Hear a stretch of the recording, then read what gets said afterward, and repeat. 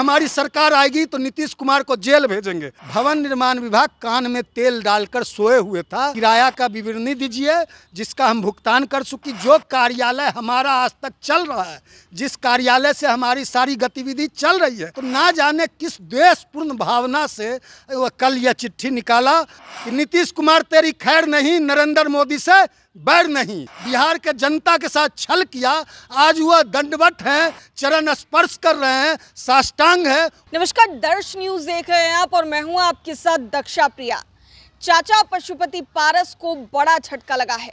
भवन निर्माण विभाग की तरफ से एक अधिसूचना जारी की गई है, जिसमें पहले तो ये अधिसूचना थी कि आवंटन रद्द किया गया है, लेकिन अब ये आवंटन जो है ये चिराग पासवान को दिया जा रहा है। ऐसे में एक बार फिर एक बड़ा झटका है चाचा पशुपति पारस के लिए। इस वक्त उसी बंगले के बाहर हम मौजूद हैं। हमारे साथ बात करने के लिए पार्टी के राष्ट्रीय प्रवक्ता श्रवण अग्रवाल मौजूद हैं। सर, जिस तरीके से आप देख रहे हैं कि आवंटन तो रद्द किया गया पहले और अब चिराग पासवान को ये बंगला आवंटित किया जा रहा है, किस तरीके? नहीं, आवंटन रद्द करना, यह जो राष्ट्रीय लोक जनशक्ति पार्टी का कार्यालय चल रहा है, और जब पार्टी दो भागों में नहीं बटी थी, उस समय से 1990 से पशुपति कुमार पारस जी इसमें रह रहे हैं।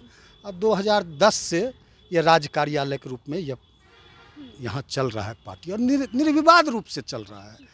और हम लोगों ने 2023 में भी, दक्षा जी देख लीजिए, हम लोग लगातार पार्टी टूटने के बाद हम लोगों ने भवन निर्माण विभाग को लिखा है कि हमने लिखा है कि सही एक व्हीलर रोड लोक जनशक्ति पार्टी के नाम से आवंटित है राज्य कार्यालय। लेकिन वर्तमान में, उस समय पार्टी दो धड़ों में बट गई, तो हम लोगों ने भवन निर्माण को लिखा कि भारत के देश के चुनाव आयोग के द्वारा हम लोगों को राष्ट्रीय लोक जनशक्ति पार्टी के रूप में मान्यता मिला है। तो इस कार्यालय का लोक जनशक्ति पार्टी के रूप में जो आवंटन था पुराना, उसको रद्द करते हुए इसको राष्ट्रीय लोक जनशक्ति पार्टी के रूप में नवीनीकरण किया जाए, और जो किराया बकाया है उसके भुगतान का डिटेल दिया जाए कि किराया का हम लोग भुगतान करें, और इसका नवीनीकरण करते हुए राष्ट्रीय लोक जनशक्ति पार्टी के रूप में कार्यालय को आवंटित किया जाए। लेकिन आज तक भवन निर्माण विभाग कान में तेल डालकर सोए हुए था, और आज तक भवन निर्माण विभाग ने हमारी पार्टी के राज्य कार्यालय को, क्योंकि हम लोगों ने दो बार भवन निर्माण विभाग को, बिहार सरकार को चिट्ठी लिखा, क्योंकि किराया का विवरणी दीजिए जिसका हम भुगतान कर चुके, जिसकी सारी कॉपी है, सारा रिसीविंग है, और भवन निर्माण विभाग ने कोई इस पर एक्शन नहीं लिया। और एकाएक ना जाने किससे प्रभावित होकर, किन कारणों से एकाएक भवन निर्माण विभाग ने लोक जनशक्ति पार्टी का आवंटन रद्द करते हुए खाली करने का निर्देश दिया है। तो इसको हम लोग चुनौती देंगे। इसके बाद भी हम लोगों ने भवन निर्माण विभाग को लिखा कि आपके द्वारा जो यह कार्यालय निरस्त किया गया है, लोक जनशक्ति पार्टी का राज्य कार्यालय का आवंटन, यह बिल्कुल गलत है, क्योंकि हमने पूर्व से लगातार आपको पत्राचार किया है। और इसके बाद भी यदि भवन निर्माण विभाग कोई कार्रवाई नहीं करता और एक तरफा कोई निर्णय लेता है, तो हम न्यायालय का सहारा लेंगे। कानून सम्मत जो होगा वह कार्रवाई हम करेंगे, और कानूनी सलाह लेकर हम आगे बढ़ेंगे। ठीक है श्रवण जी, एक सवाल ये भी उठता है कि ठीक है, जब आपका बंगला जो है उसका आवंटन रद्द किया गया, इसके बाद अगर बात कर लीजिए, आप लोगों ने एक पत्राचार भी किया जिसमें ये कहा गया कि आप इसे फिर से आवंटन आप लोगों को दिया जाए। आप लोगों ने पिछले महीने में ये लेटर लिखा।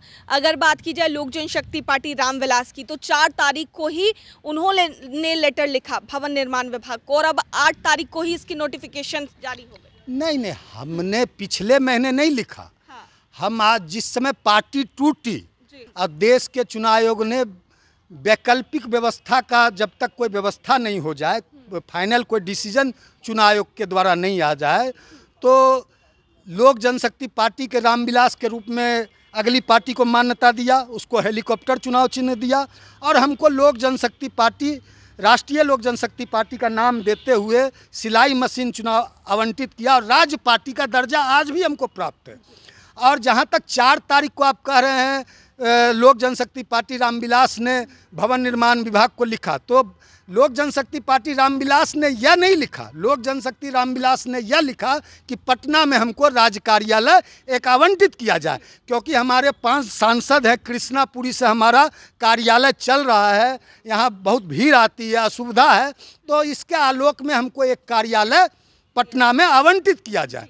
लेकिन ना जाने किस कारणों से, क्या सोचकर भवन निर्माण विभाग ने यह फैसला लिया कि जो कार्यालय हमारा आज तक चल रहा है, जिस कार्यालय से हमारी सारी गतिविधि चल रही है और राज्य पार्टी के रूप में आज भी हम फंक्शन कर रहे हैं, तो ना जाने किस द्वेषपूर्ण भावना से वह कल यह चिट्ठी निकाला और चिराग पासवान की पार्टी को यह कार्यालय आवंटित कर दिया। एनडीए के मजबूत साथी आप लोग भी रहे हैं, लेकिन चिराग पासवान पर ही इतनी मेहरबानी क्यों? नहीं, एनडीए के तो सबसे मजबूत ने, एनडीए के सबसे ईमानदार और सबसे लॉयल साथी रहे हैं हम लोग, रहे हैं और हैं। हम लोगों ने नारा नहीं लगाया था कि नीतीश कुमार तेरी खैर नहीं, नरेंद्र मोदी से बैर नहीं। हम लोगों ने नारा नहीं लगाया था कि हमारी सरकार आएगी, अकेले चुनाव लड़ने चले गए थे और हमारी सरकार आएगी तो नीतीश कुमार को जेल भेजेंगे।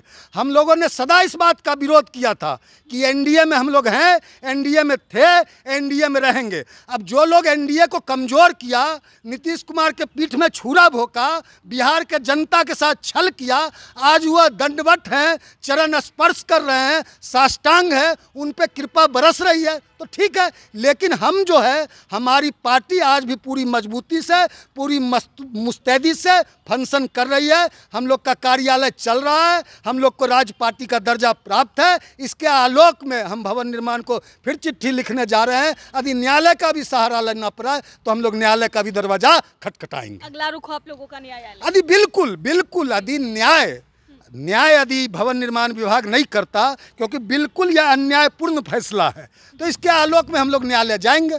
चलिए, बहुत बहुत धन्यवाद। तो राष्ट्रीय प्रवक्ता राष्ट्रीय लोक जनशक्ति पार्टी के उनसे बातचीत कर रहे थे। जिस तरीके से एक बड़ा झटका चाचा पशुपति पारस को लगा है और इसको लेकर के पार्टी की तरफ से क्या कुछ कहा गया है, साफ तौर से आपने सुना है। कैमरा पर्सन ऋतिक के साथ मैं दक्षा प्रिया, दर्श न्यूज, पटना।